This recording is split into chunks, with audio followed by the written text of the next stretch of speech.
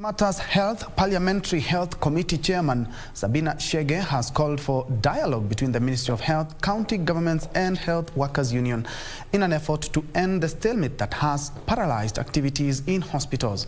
The legislator said the government should ensure there is uniformity in management of health workers, regretting that some counties are yet to give their health workers comprehensive health insurance cover despite the COVID-19 pandemic. As the country continued to grapple with paralysis of health services, Murang'a Women Representative Sabina Chege has urged the government to have talks with the striking health workers to end the crisis in hospitals. The solution can be found. There were things that we said within 7 days, within 14 days, those things that were possible. We want to really remind the ministry to actually actualize them. For the ones for the governor, actualize them. And then the ones that can wait, whether it's about the budgeting process that we need to do in Parliament, we are ready to do so. But the bottom line, when they fight, Kenyans are the ones who are going to suffer. And I pray that they're going to have a solution and they can listen to each other. Speaking in Kipipiri, Chege, who also chairs the Parliamentary Health Committee, said the national government cannot dictate the counties on the way to handle their health workers who are yet to be given a comprehensive health insurance cover despite the COVID-19 pandemic.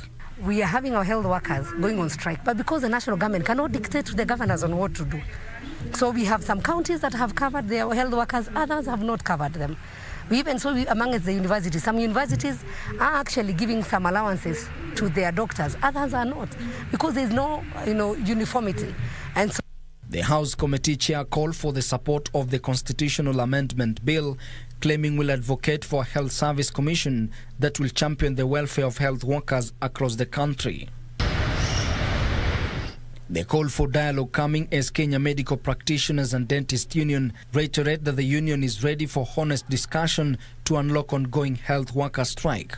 These healthcare workers union are open for negotiations, but they will not take empty rhetoric all the time. You are called into meetings and these meetings sometimes don't happen, or the key stakeholders of these meetings from the government side do not honor their side of the bargain. Speaking at Athi River Level 4 Hospital in Machakos County, the Lower Eastern KMPDU Secretary General Dr. Joshua Okumu insisted that all health stakeholders, including the Ministry of Health, Council of Governors and all health workers unions, should sit together and agree on their bargains. When we hear threats of sack, these are threats we've had before.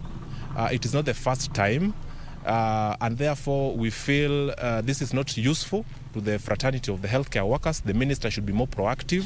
He should show leadership. Over 400 doctors from Lower Eastern have joined other doctors countrywide in the ongoing strike, blaming the government for failure to respond to grievances their union has been raising since March, when the country reported its first coronavirus case. Ben Chuba, reporting for Channel 1 News.